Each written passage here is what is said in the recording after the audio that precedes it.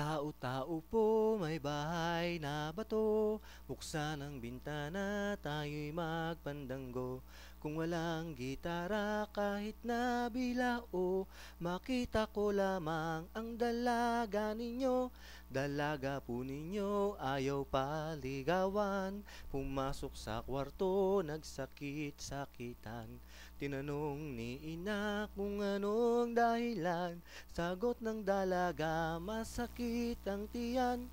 Bahay, kubo, kahit munti, ang halaman doon ay sari-sari. Singkamas sa talong, sigarilyas at mani, sitaw, bataw, patani, kundol, patola, upot, kalabasa, at saka meron pang labanos, mustasa, sibuyas, kamatis, bawang at luya.